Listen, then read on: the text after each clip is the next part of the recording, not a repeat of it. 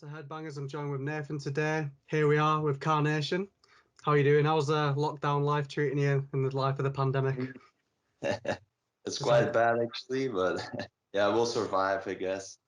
It's pretty boring right now. No gigs, not much to do. We got a couple of live stream things going on that will be released soon, be coming up soon. But other than that, we got tour plans, shows, but they're being postponed all the time. So yeah, that's about it for now, I guess. yeah, I'm getting big withdrawals, to be honest. I miss going to concerts so much. Yeah, same here. Same here. Like the last one I went to like a year ago, and it's fucking like I was like, I miss it so much. Yeah, Me man. too. Yeah. What's the plan for the do you say you're going to plan some virtual concerts then? Yeah, we had like one tour that was being planned for I don't know, was it late 2020, but then it was postponed to this winter 21, but it's being postponed to maybe at the end of this year or maybe beginning to 2022. It's So crazy. yeah, man, it's actually pretty bad, but yeah, you get used to all those gigs being postponed. In the beginning, it was like it will take a few months and then we'll be back on the road or something. But yeah, Yeah. it wasn't like that. Yeah, I feel like a lot of us thought that. Like, I was meant to be doing like my first ever show ever with like a new band like June last year, and like we're like, yeah, now we'll book it, we'll pay for it all, like yeah, it'll be chill, man. And then now we're like looking at it like a year later, going shit, we still like postponed it. But time flies actually. There's Yeah, not much happening, but still flies pretty fast, I guess. yeah. What I really do lately is I listen a lot more live albums than I do. Yeah. That's something that came up to me a few months ago. Like I was buying more live albums. Was like, dude, holy shit. No, I completely feel you there. It's almost like you get a taste of what concerts used to be like.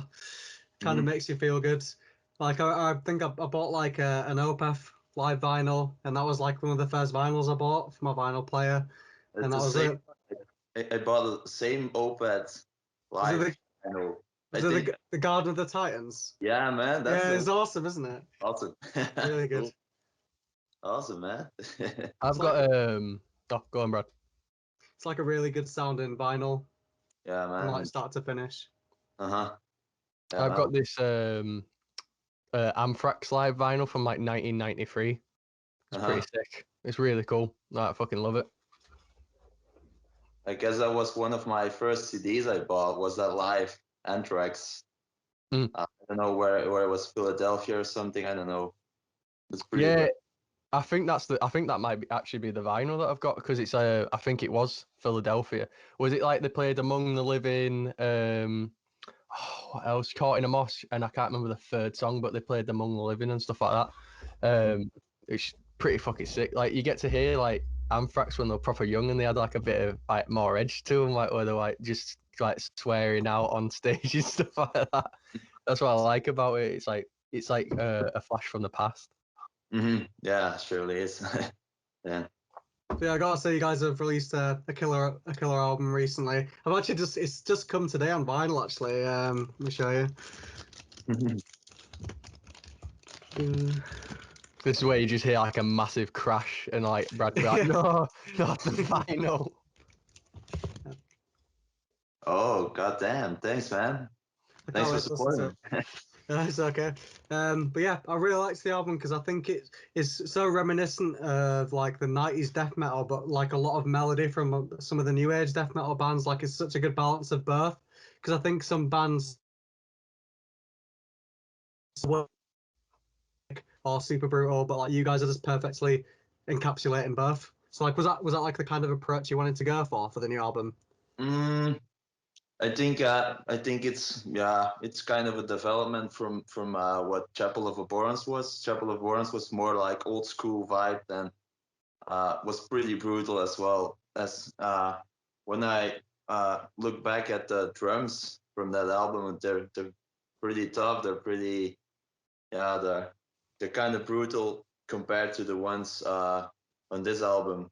And yeah, there is a little bit more melody, and I think writing process started to evolve in a more, I don't know, I can't say melodic way, but more musical way, or less only brutal and more. I think we're evolving more different genres and different influences than we did on the first album. Definitely. Do you think that the more melodic stuff is going to be popping up in like future releases? So like next album, might you be like leaning more towards it, or do you think you might just go, "Oh, we'll make like a completely balsam or brutal album this time," like sort of thing? Do you know what I mean? I don't know. I don't really know how it will go with the next one. We are actually writing a few of the new songs right now, and I can't say they're more melodic. It might be brutal. Not sure about that. But yeah, I think to me it sounds like our music evolves, and that's just something good, I guess, for the writing process, that we just find new ways and just stay the way as Carnation is, and still have the same sound, but evolve in a musical term. But I can't really say it's more melodic or anything like that. Yeah, we'll see. I could definitely see like the evolution, like I said, compared to the album previously. Like there's definitely a lot more room to breathe. Like you guys are like pushing 7 minute songs. Like it's very interesting. But yeah, the brutality never leaves. Like it's definitely got the same intensity as the first album. But I like this one a lot. It's a good album. I saw you guys actually at Damnation Festival in Leeds. I think it might have been a year or two ago. That was a really killer show. Awesome, man. Thank you. Oh, I love that festival. That was really great. Yeah, man. That was amazing, man. Damn. I think it was 2019, Yeah. October or November, I guess. Oh yeah, it would have been the last Damnation then before everything Yeah. happened. But yeah, that was a really good concert. Yeah, I unluckily I missed that one because I had like two shows that same night, so I was like, oh shit. And I've been to literally every single one since like 2017, so it was like, well, it was just upsetting not being able to go. Like, oh, we'll be there with next year, and then obviously 2020 happened, and I was like, oh, fuck. Yeah. Um, one thing I want to know is like, how did Carnation kind of start? How did you all meet each other? How did it kind of like come about? Mm-hmm. Well, all members from Carnation were in previous bands. There was some kind of I don't know, like a thrash metal crossover scene back in 2010, something like that. And yeah, we were all in different bands, and all those bands were on the same bill every weekend around this area in Belgium. So it was kind of fun. So we all knew each other before. And then my brother Jonathan. Contact the other guys and ask them if they would like to join for a death metal project. But it would just start as a side project, as he was playing in a crossover band, and they were playing a couple of shows a week, and he just wanted to do like a death metal side project, nothing really main or something. But in the end, when they started, I only joined the band in 2016, so they had like a different drummer before. But their gigs with Carnation started to uh, go pretty well, and they had more gigs with Carnation than with his other band. So in the end, he quit the crossover band and just focused on Carnation. That's awesome. Sorry, What man. what inspired you to like pick up the sticks and become a drummer? Like, was there any drummers in particular that you're like, right, I want to do what he can do? Um, I think I got my first drum kit when I was 9 years old, but a long time before I already wanted to start to play drums. And I think the one that most inspired me wasn't even a metal drummer back then. It was actually Dave Grohl. Oh Uh, yeah, awesome drummer. because yeah, the image he had when he was playing a live show, he was really destroying his kit, like kicking it as hard as he could. And on the other hand, I would say it was John Bonham as well. that really inspired me to start playing drums, just because of the sound. And yeah, he kind of has the same approach to the drums as he was just hitting them as hard as possible. Mm. Yeah, that's kind of a start for me, I think. Mm. I think it's important to like take inspiration from like musicians outside of your own genre, because I think then you can incorporate that and make the drum sounds a lot more interesting.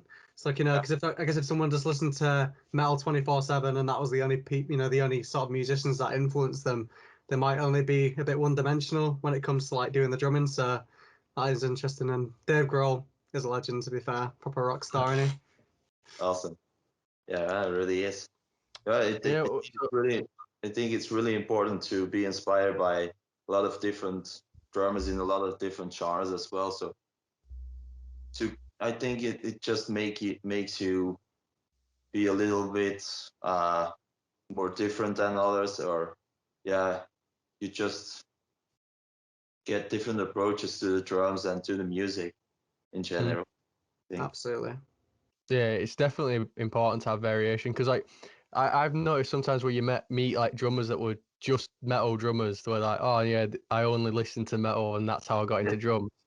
You notice like sometimes the fills are like, you're like, oh, it'd be sick if you did that. I'm like, no, I'm just used to doing this. It's like, yeah, but try that, and they're like, nah, Not that's not, metal. yeah, that's not metal. You're like, but it sounds sick if you just added that. I'm like, nah. It just adds a lot of variations, and you can almost, it's like you can almost tell like when metal drummers have loads of other influences just by like the fills or like like the entire groove sometimes that they use, where you're like, hang on, this is like similar to like a rock song. Do you know what I mean? Like you can almost you can feel it through the music almost. Yeah, true. What was like the biggest challenge for you, like when you were making this new album then? Like what were the biggest challenge you sort of faced? The biggest challenge was to get started, actually, Mm.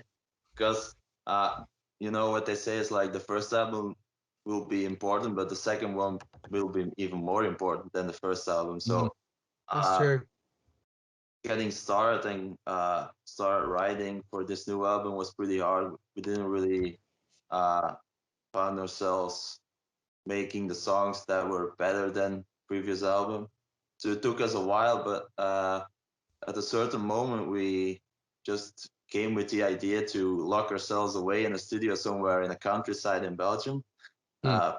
We locked ourselves away for 1 week and just wrote songs and had fun as well. It was a lot of fun. We did, we wrote a couple of, I think half of the album was written at that studio, and we did a little pre-production for those songs as well. And I think that was really cool, actually, and that really helped us a lot to get started. Mm. It's interesting what you said about like, that you've always got to top the first album. Like I never really think about it that way, because when you make the first album, you're like, oh, we'll just have a bit of fun, we'll see what happens in the studio. But then like obviously you guys made such a killer record the first time, like it must have been a hard bar to sort of top. So yeah, I guess you've got like so much more to prove with the second album. I guess it maybe gets easier, maybe it just gets harder after every album, but like that's a good point. Uh, I don't know about next album will be if it will be harder or less. I don't know. It just flows Mm. at this point.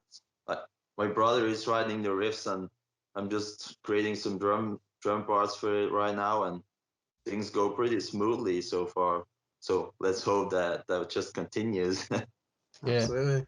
Yeah, well, it's mad with first albums because like you've almost got like all the time in the world where you're like, I'm gonna we'll take our time, we're gonna proper go Mhm. for it, and you got proper loads of time to think about it. But as soon as you release that first album, like everyone's like, when's the next one coming out? And you're like, fuck, now we've got to get to writing the second one.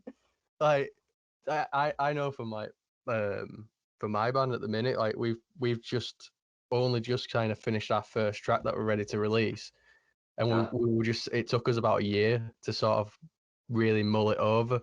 So like it's minute the minute we release it, it's like gonna be like, oh fuck, then we've got to finish the entire EP off now.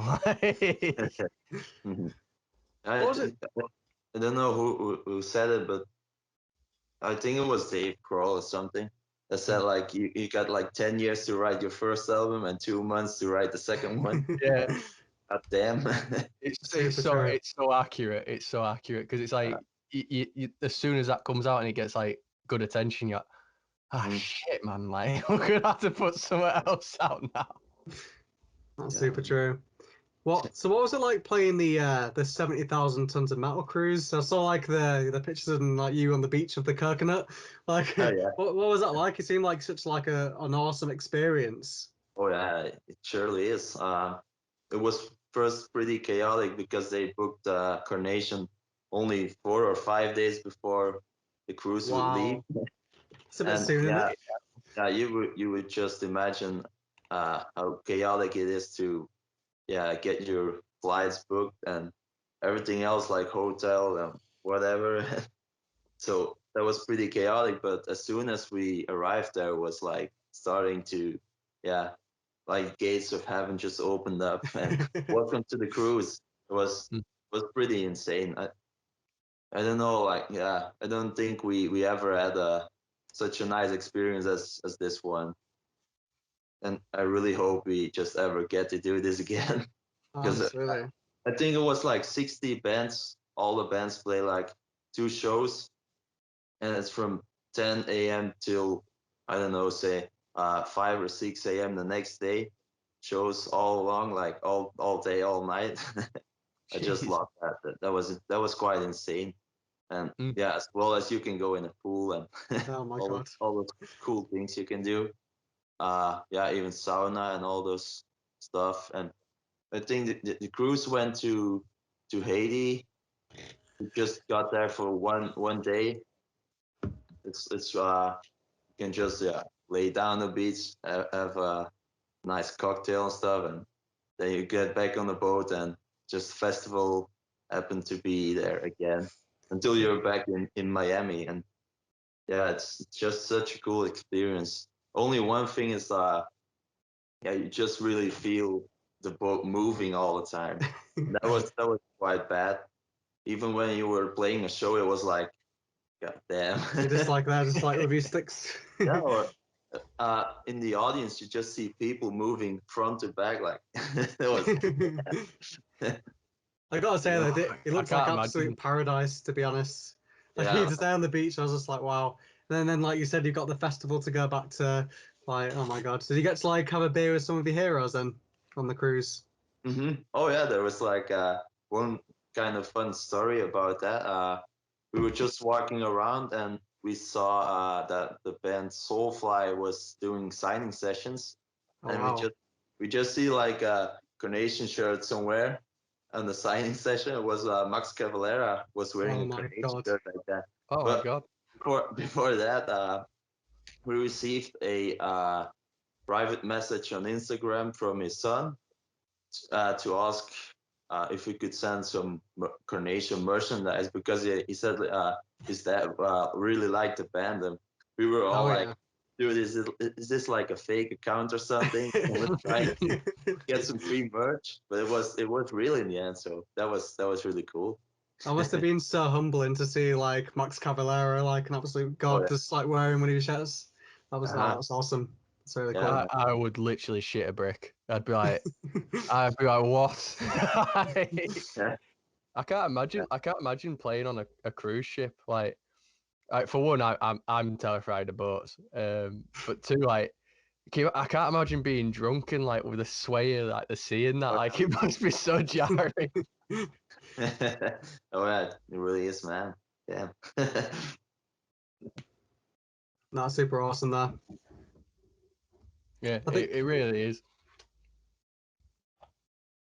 I think with cruises, like it just seemed like I always see the promotional stuff for it, but I think like I'd have to really plan and book. So the fact that you managed to, you guys all booked it within 5 days of it Yeah. happening, that's impressive. I'd be scared I'd like miss something in my suitcase, just like I forget my passport or something. Oh yeah, but something like that didn't really happen. So I think we got pretty lucky right there. Yeah. Awesome.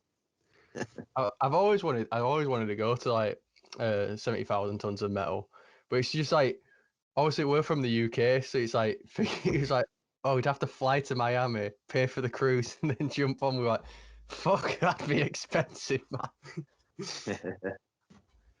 What's like the funniest gig story that you ever had? Like funniest like sort of tour / gigging story? Mm, there were a couple of fun things that were happening over past years, but yeah, I think one thing was with the sound check in Sao Paulo in Brazil. Yeah, it was even sound check and everything got on fire already. So that's something about the country is just it's just kind of funny. I think nothing's really organized that well back there. So Yeah. uh, one thing I was thinking about as well was well also when we did a sound check and we were playing a show with Cannibal Corpse, we were doing sound check and all of a sudden Pat O'Brien and their guitar tech were on stage with us as well, and they were like, "Damn, what's that sound?" They were so they were really into the sound of my brother's guitar and all of that. So that was kind of fun to see. That must have been like a really surreal experience. The fact that like Cannibal Corpse are coming up and being like, that guitar tone's sick. You know what I mean? It was really fun actually. But other than that, everything else went pretty smooth, I guess. For as far as I still remember, gigs were so far away. So What's yeah. like what's the worst tour food you've ever had? It's on one of the last shows, I guess. It was uh, rice with melted cheese. That was it. That Rice was with melted cheese? yeah. That's a weird combination. I think so. It was in Germany. Yeah, and we had a lot of bad food, and oh damn, just if you think about diarrhea and stuff, oh, a lot of bad food. Oh god. Was from the walking dinners in Brazil. Like if you go from highway restaurants and stuff, if you do those in Brazil, they're really really bad. And yeah, the food is oh man, just just Yeah. talking about it make me feel kind of sick already. We were talking to the guitarist of Ingested. He was like one of the last people we interviewed, and he was Mhm. talking about like bad tour food, like having like really bad Taco Bell there in the States. So he said like he once just like throwing up on stage with like, but still playing guitar. So he had to like go to the toilet that was on stage, just throwing up while still doing his solo. Jesus Christ. Yeah, I think like food in United States is pretty bad as well. Yeah. My opinion. We It's have because like of all like the preservatives they put into it. Because like obviously like in other countries there's more regulations, whereas they're like, yeah, just fucking throw as much shit in there as you can. I think that's why it gives a lot of people bad stomachs. 'Cause it's like I'm not used to this. Like we had like Domino's pizza from the United States, and it was yeah just like an instant heart attack or something. That was really bad.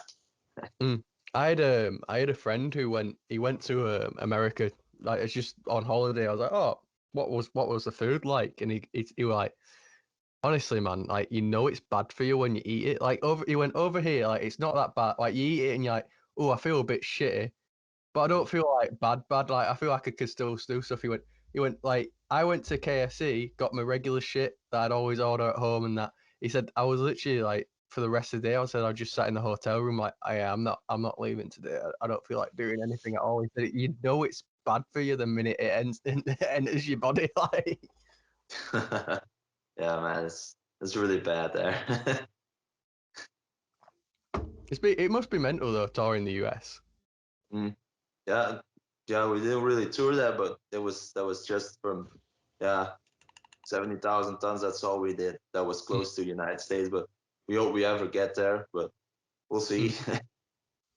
Yeah, hopefully, and I imagine it'd be like a really cool experience.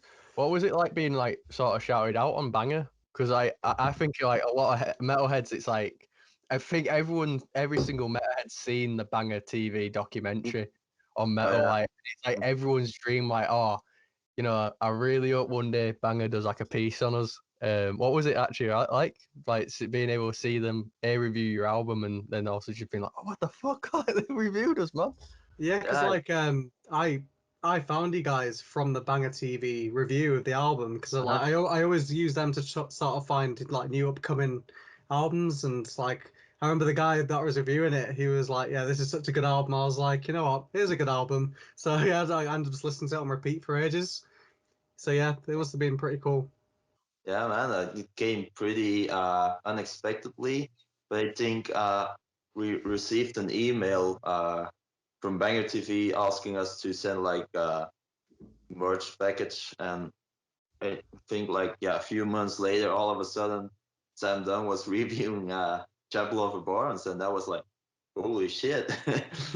And yeah, when you start watching, yeah, it could go anyway. Like you could say it's a pretty bad album. Mm.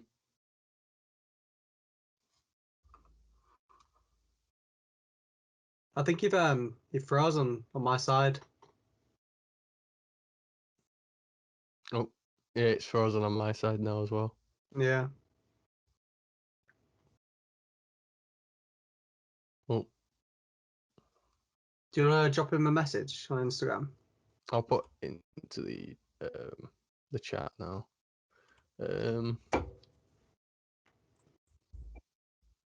Vincent, can you still hear us? what? It looks like you've He's back. frozen.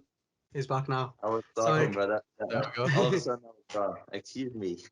So yeah, So, 'cause- well, what was I saying about Banger TV? Uh, Yeah. I think we just, yeah, uh, where was I then? I think we just like got like new audience around the world from all thanks to the Banger TV, and yeah.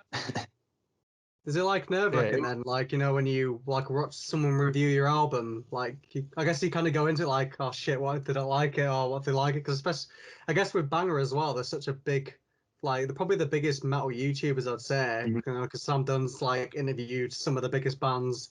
Yeah, Yeah, it must be nerve wracking to like have him review your album, like please like it, please like it. indeed.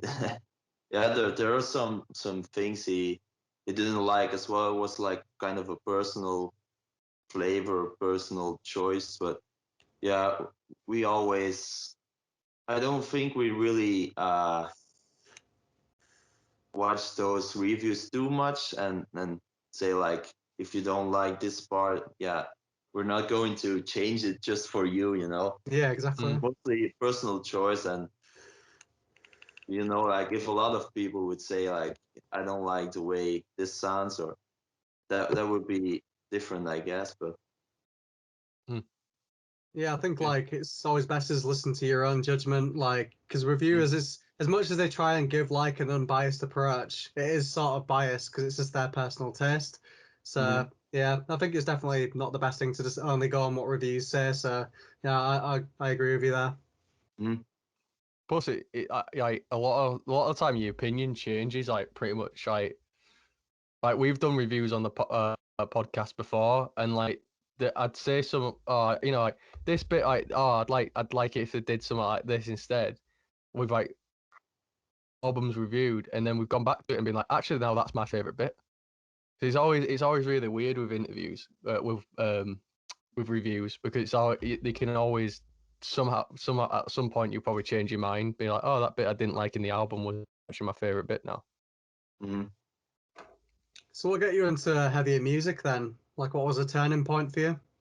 um it was like an uncle of ours, like, yeah, it was just me and my brother were searching in his room in his house, and we found a couple of vinyls.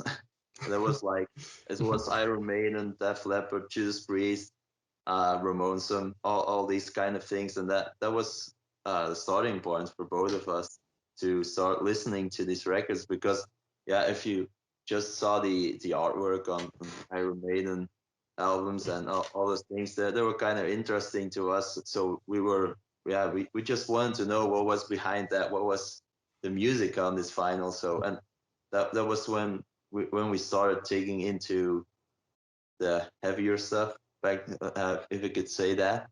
And yeah, from that point we just started to learn new music and heavier music as well. Not only Iron Maiden, but also death metal and thrash metal, all those kind of things. So it all started back from this, yeah, back in this room from our uncle. So it I was feel kind like of, it's like it was meant to be. Like, you know, your uncle's got like Judas Priest, yeah, Iron man. Maiden. It's like he's laid out the starter pack for you to like get into it. I like Yeah, it. it's not like that was pretty cool actually. If you just think back about it, that was pretty cool. It's a nice start, I guess. Better than starting out on Spotify or whatever. Yeah, no, I agree. Yeah, I always get so jealous when because every time we ask like a bandit, they're like, "Oh yeah, I had a family member." I always get so jealous when they've got a family member that's also into metal because I'm the only one that likes metal in my entire family. So Yeah. I outside my friendship group, like there's no, I wish I could actually just go up to my family and be like, "Oh, have you listened to this album? It's sick in it." You know what I mean? Like, we're literally the only person that likes it. What would you say is your guilty pleasure? What would you say is like a proper guilty pleasure of yours? Like, it could be like anything, absolutely anything. Yeah, what do you put on like in the shower when no one's looking? Oh yeah, jerking off in the shower on tour. That's one. That's the only Yeah, music I did. and just leave that for the other guys who's taking a shower after me. No. You've asserted your dominance. I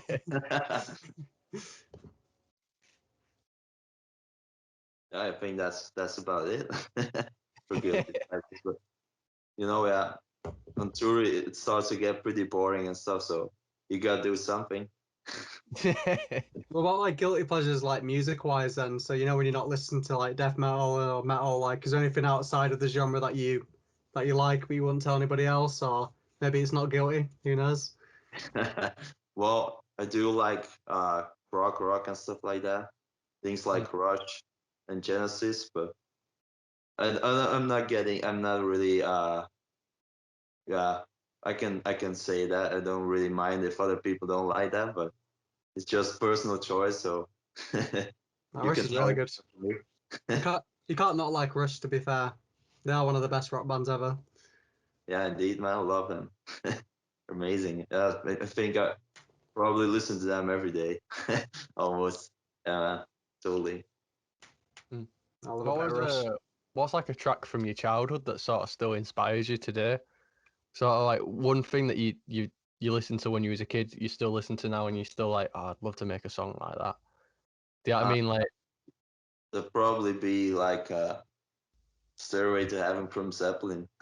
mm, Because back in the day, my brother and I used to just be in a band like when we were children. mm, We just play on family parties and stuff. Just me and my brother. We were mm. pretty bad actually, but we tried at least. And we also played Stairway to Heaven. It's probably a shorter version than the real one, and not as good, but it's something that the song kind of got stuck in my mind and got some memories from that. So Mm. I think that's kind of why this song still remains to be inspiring to me. Mm. You Yeah. guys should do a death metal cover of it. That'll be an interesting take on the new album. Yeah, well, let's try that. I saw on your Instagram that like you like a drawing and stuff. Do you do like drawing in your spare time, like artwork as like a spare time hobby when you're not doing music? Not too much anymore, but drawing kind of started again when we were on tour and was kind of bored. I was having these beaten up drum heads, and I just thought like, why not start drawing on it? And I think beforehand, so when I was younger, I was drawing as well, but not too much, I think. And like on the on my bass drum, I have like Carnation logo and Tama logo. I drew it myself, so it was just like something time driven. So when I got bored, I started drawing. Mm. No, that's fair enough. I suppose like on tour there must be like a lot of time, you know, when you're not on stage, when you Mhm. just got nothing to do. So I'll just do a bit of drawing. But yeah, I Some always people ask if do you. some other people drink a lot, but I started drawing. Well, it's definitely a more productive way to spend your time because I imagine most other band members just get sloshed. Mhm. Indeed. Yeah. What hobbies and interests have you got outside of music then? Like what Uh, do you my hobbies and interests are actually all music related. I think. like? Uh, Other than playing drums as much as I can, I'll try to collect a lot of vinyls and CDs and music in general. That's what Mm. I do. Uh, Yeah. what other interests do I have? Not too many. I just I like to get creative and like start learning new things on drums and Mm. those kind of interests. And uh, something I do sometimes is like I buy secondhand drum kits and just keep the parts I want to keep and just sell the other parts for a little profit and actually get the things I want for free. So Mm. No, to be fair with the vinyl collecting, me and Nathan both bought a vinyl player in 2020, and it's Mhm. literally the most addictive thing ever. Like me and Nathan just always messaging like back and forth, like I just bought 5 vinyls for £100. uh, Like yeah, honestly, it's just you once you buy one, you thought, oh, I'll be fine, and the next one comes along, oh, I want that one as well, and then you end up just having like no money left because you spent it all on vinyls. uh, I almost felt guilty from turning Brad onto vinyl because like he just like late at night once he like messaged me saying, Dave, I think I've got a problem. I was like, why, what's up? And he goes, I thinking he's gonna admit some kind of secret drug problem he's had in it for months. He was there like I spent £500 on vinyl the other day. I was there like, what? I almost felt guilty for turning him onto it. man. But it sounds so much better than listening on Spotify or No, it even really does. CD. It's worth the price maybe. Yeah. It's quite expensive, but still, yeah, it's that pleasure you have from vinyl is so much different than on listening to Spotify on your phone or something.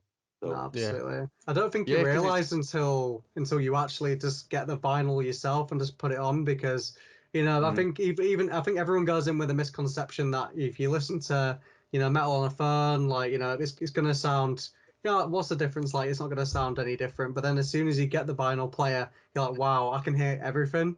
mhm. And you mostly hear like newer things you just never imagined to hear before. When you listen to vinyl, it sounds so much different sometimes. So mm, Yeah, it's the it's closest you can like get.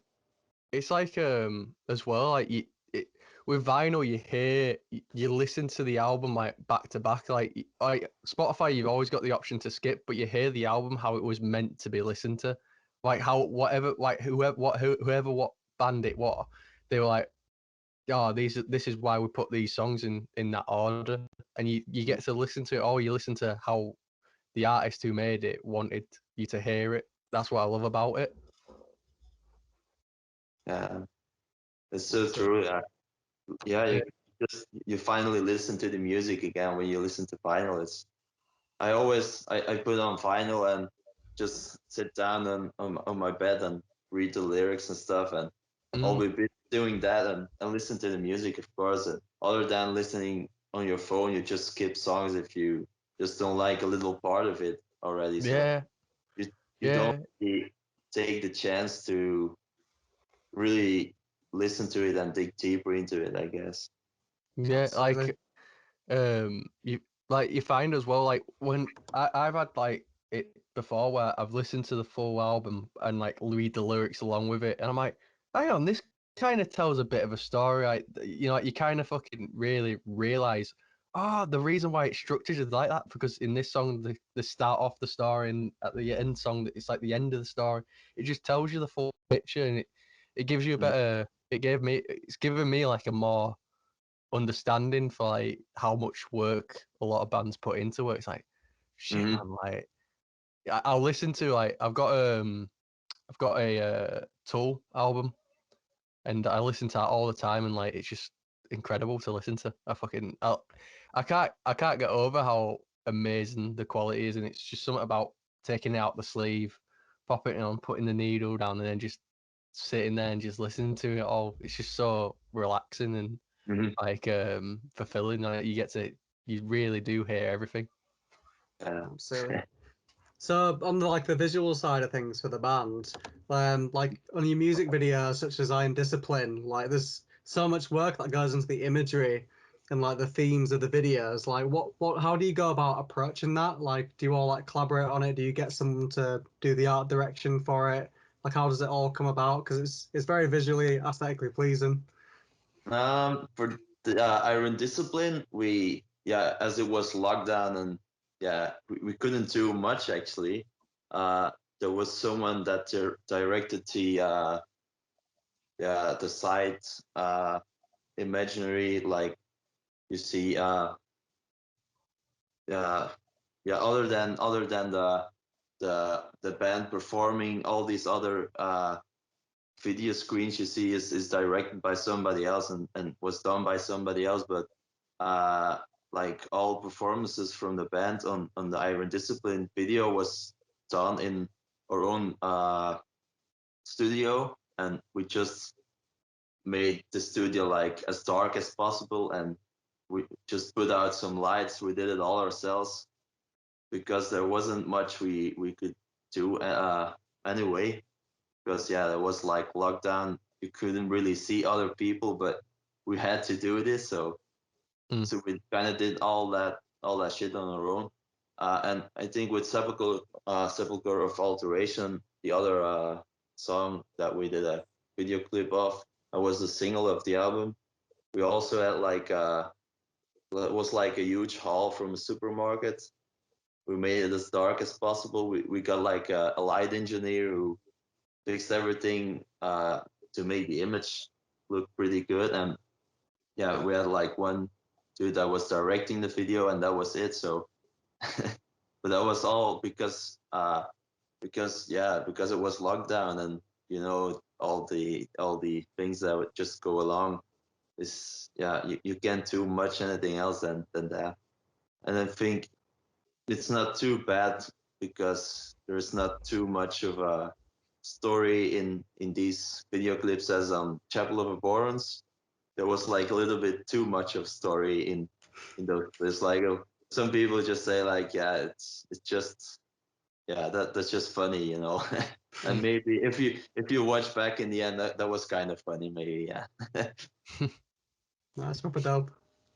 It's good that you utilize what you had in lockdown, because obviously it is a lot more difficult than obviously in a normal time to be able to do that. But yeah, it's very aesthetically very nice to look at. Yeah, I really like the look of the video. It's really it's really well shot and really well made, to be fair. Well, thank you. No worries, no worries. It's one of the most one of the most striking things that I thought, like Iron Discipline specifically, like that video. I was like, this really. I was like watching it, like going, this really is a really striking video. Like, I loved how the lighting was. I loved, like how the lyrics were laid out when it was like playing through and stuff. I thought it was a really well done video. Cool. No Which worries, track are you most proud of then off the new album? I would say I think Iron Discipline is quite a nice song. It has quite a cool vibe to it. That's one of my favorites, I think. Maybe there might maybe be another track as well. I kind of like the closing track of the album, In Chasms Abysmal. Yeah, that's a really good one. It's actually a little longer, and it even got his clean vocals. Yeah, it was a massive surprise. It was a massive surprise. Yeah. So I think that was kind of fun and cool to try this out, and only just this little part. It was like 15 seconds on the whole album, so I think that was a good way to close it. Yeah, I always love it when vocalists like death metal vocalists and like brutal screamers go into doing singing, because like it's not one of those things where, like, they always nail it. Do you know what I mean? Like, it's like, wow. like one thing that I've been trying to do for ages with my vocals, I'm not a naturally gifted singer, so I always get so jealous of people that can, that can actually sing as well as scream. I'm always like, fucking, how do they do it? Yeah, it was actually quite good at it. So I wasn't really surprised because he is a really good singer. But Mm, I don't know. Yeah, you just never know if he can really pull that off or if he just yeah, couldn't. So, but yeah. that went pretty good actually. So Yeah, awesome. I think it really added a really good like depth to the song, if you get me. Like it Hmm. was like kind of comes out of nowhere. You're like, oh my, there's like actual clean singing in it. I think it just adds a lot more depth to it. Like where it's like it sounds where it makes everything like sound more melodic in a way and Hmm. everything like that. Do you know what I mean? Where it's like, it's very like peaceful, if you get me. Yeah, I think that only that little part of clean vocals made you just think a whole lot different about the whole album. Yeah, it really does, because when obviously through the album there's always like there's very like brutal vocals, so when those cleans kind of come out, like it accentuates the screams, but then it Hmm. also, because you've heard the screams Hmm. all the way through the album, as soon as you hear that clean vocal, it also accentuates the clean vocals, which that's what I thought was really interesting about it. I was like, oh, this is really cool. This. Yeah, it's a nice contrast. Yeah. If What he was does like, oh, go on, go bro. on, Ethan? So if he was like trapped on a desert island, yeah, and you can only have one album to listen to, what album would you pick? I would pick Bottomless Mastery from Bloodbath. Oh, good. Oh hell yeah, That's a good choice. I fucking love Man, I love Bloodbath. I that's their think it's best record. yeah, man. It's my favorite one from those guys. Yeah, it's just from front to back, just only killer songs to me. It's no filler Mm, actually in this album. It never gets bored anyway. I No, can listen mm. to it. Yeah, I can listen to it way too many times without even get bored with one song. So it's so fucking heavy as well. I Yeah. think Mike Lockerfelt is the best vocalist that Bloodbath had. Like Mhm. his sort of contributions, Mhm. like yeah, Fathomless Mastery, and what was the album before that? Was it It was like Carnage? uh, I think there was like an EP before Fathomless Monster or after. Oh, And Resurrection Through Carnage. That's the one. oh The yeah. White Album, like that's him on it. That was a really great album because he got like Ways to the Grave on there, and Mhm. So You Die. Really good. Yeah. Yeah. Mm. Yeah, man. I just missed that way that Mike Agfeld was in Bloodbath. That was a good era for those guys. Oh yeah. Mm. Mm. I remember the first experience I had with Bloodbath was actually seeing them live at Damnation 2017. Because I kind of got into metal quite late, so like I started going to shows and stuff like that. My first ever show was seeing Suffocation. So that was like my first live show, and then I saw Bloodbath like a couple months later, and I'd only just started getting into death metal, and I remember being sat next to Brad and Brad White.